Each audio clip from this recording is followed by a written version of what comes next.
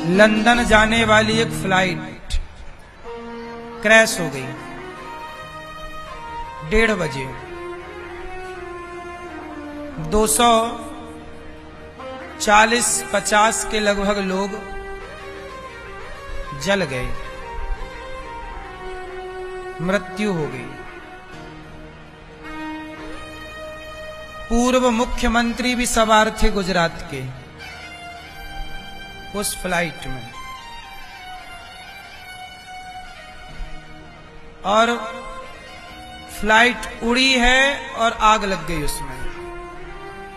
जाके एक बिल्डिंग से टकराई। जिस बिल्डिंग से टकराई वो खाली थी, निर्माण हो रहा था, कोई रह नहीं रहा था, नहीं वो भी मारे जाते।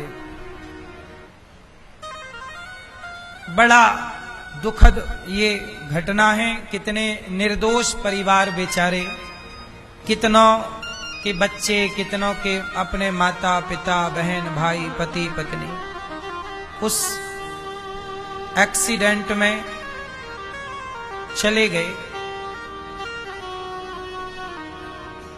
इसलिए हम आपसे यही प्रार्थना कहते हैं, ये हादसे हमें ये सिखाते हैं कि हमें अपना काम अच्छे से करना चाहिए। जिस आदमी ने उड़ान भरने के पहले प्लेनों को चेक करने वाले इंजीनियर होते हैं, जब फ्लाइट उड़ती है ना उसके पहले पूरी उसकी छानबीन होती है।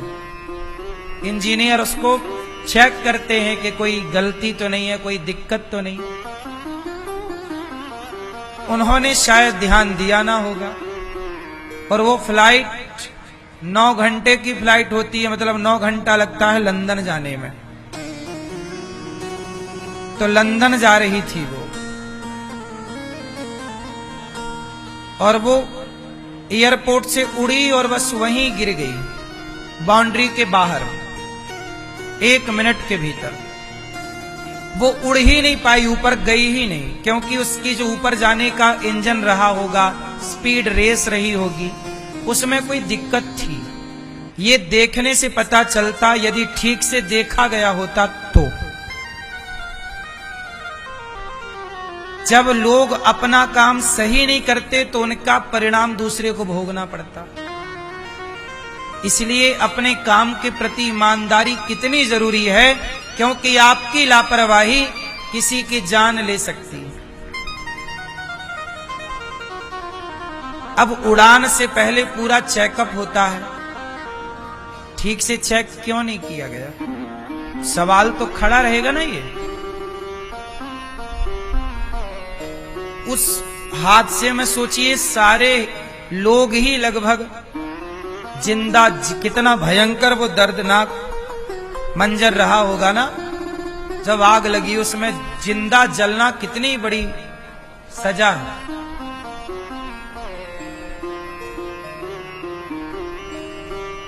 बड़ा दुखद है ये,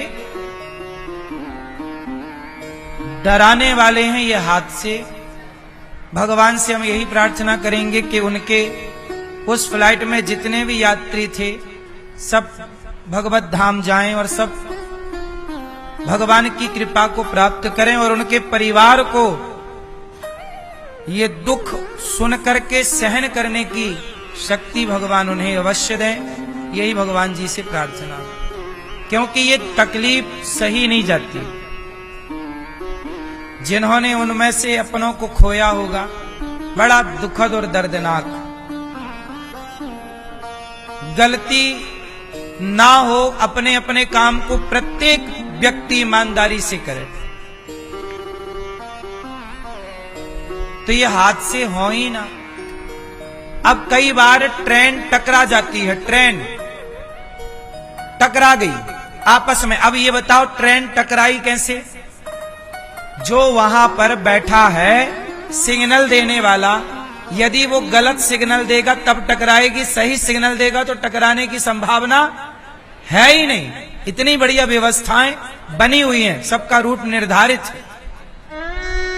एक व्यक्ति की लापरवाही होती है, वो सिग्नल देना भूल जाता है या सो जाता होगा, भगवान जाने, गलत सिग्नल दे दिया, एक ही ट्रैक पर दो ट्रेन आ गई, आमने सामने टकरा गई। कितना बार ऐसा हुआ और निर्दोष लोग मारे गए। आपकी एक जरा सी गलती कितना बड़ा नुकसान कर सकती है, ये सबक है। इसलिए कहता हूं कि अपना काम बड़ी ईमानदारी से करो, जो काम दिया गया है ईमानदारी से। लापरवाही आप तो कर लेंगे, लेकिन उसका परिणाम वो निर्दोष लोग भोगेंगे जिनका कोई कसूर था ही नहीं।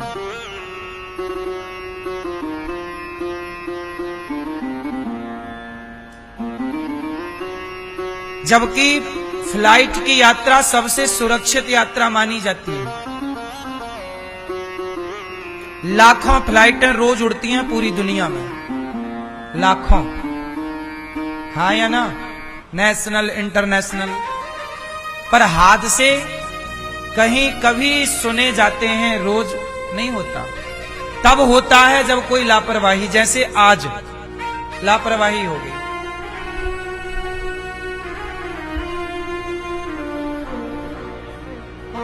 वरना अभी देखो ना, अभी पाकिस्तान के युद्ध के बाद एक फ्लाइट हमारी आकाश में फंस गई थी तूफान में।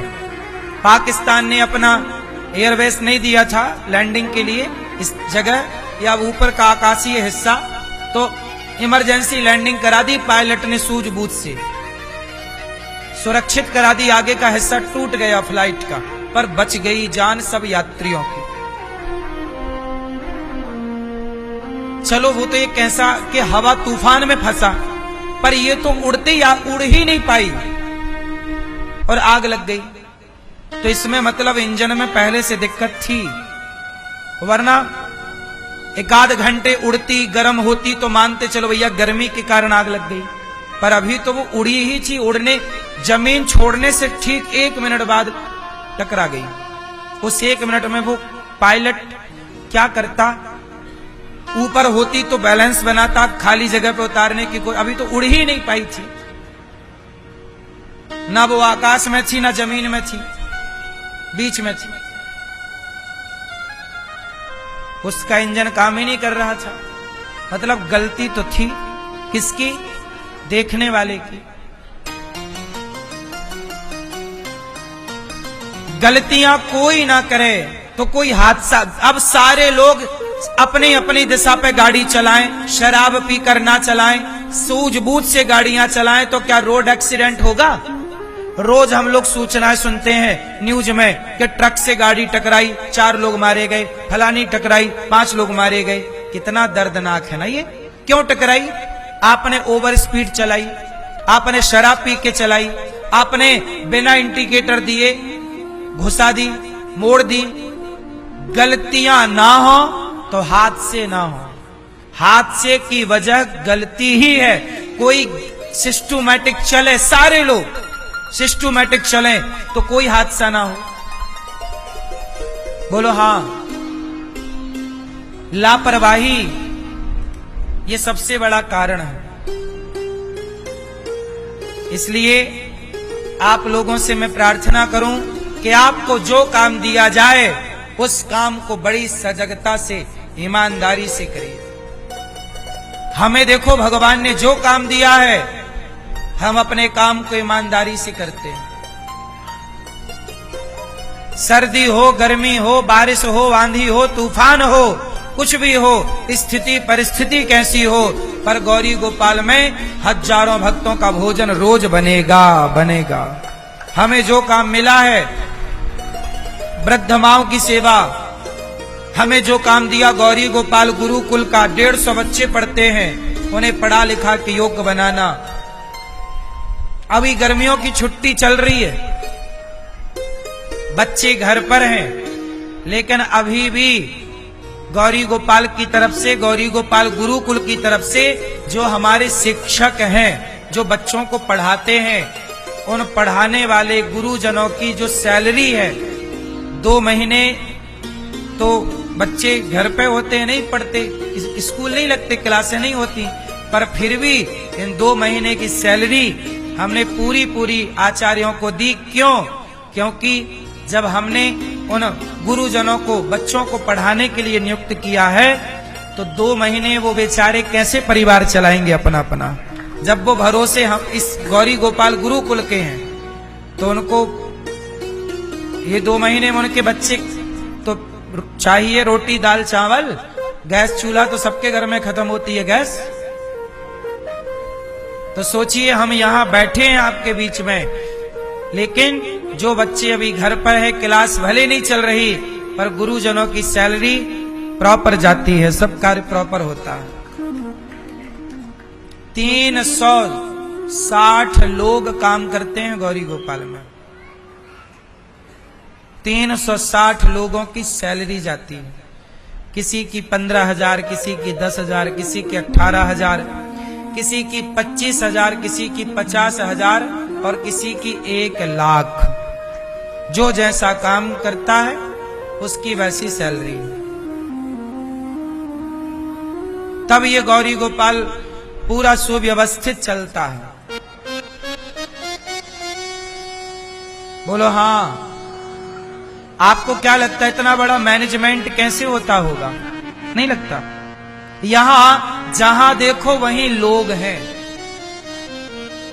यहां पर जहां देखो वहीं लोग हैं, लेकिन हर जगह आपको कोशिश मेरी रहती है साफ सुथरा रहे। वृद्ध माओं के सारे कमरे आप देखेंगे बिल्कुल क्लीन होते हैं। जहां भोजन है वहां बिल्कुल साफ सफाई हो, बिल्कुल प्रॉपर। आप कितने भी बजे जाओ आपको भोजन मिलेगा। बोलो हाँ। ये बिना मैनेज के नहीं चलता, सबकी व्यवस्थाएं बनानी पड़ती हैं। तो आप सबसे यही प्रार्थना है कि जो काम आपको मिले ईमानदारी से करिए। जैसे ये दास अनिरुद्ध, मेरा काम जो भगवान ने मुझे दिया है, मैं देखो भगवान का नौकर हूं। मैं किसका नौकर हूं? आप गवर्नमेंट के नौकर होंगे, प्राइवेट काम करते होंगे तो अपने बॉस के नौकर होंगे। मैं केवल भगवान का नौकर हूं। किसका नौकर हूं? भगवान का नौकर।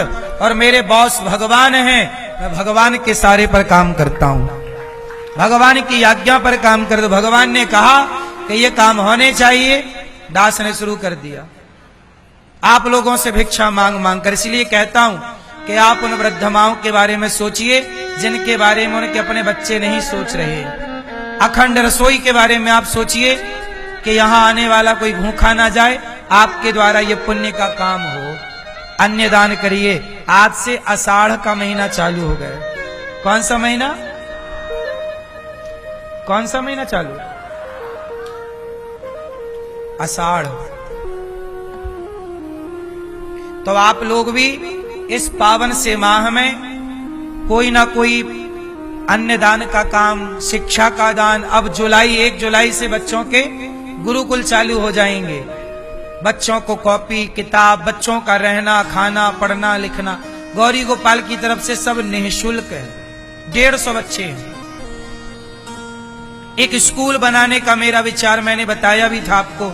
एक स्कूल बनाऊंगा जहां कक्षा 1 से लेकर 12वीं तक बच्चे पढ़ेंगे। सीबीएसई और पूरा इंग्लिश का पूरा सेंट्रल गवर्नमेंट के द्वारा जो शिक्षा पद्धति प्रणाली सिलेबस तैयार होता वो सब पढ़ाएंगे।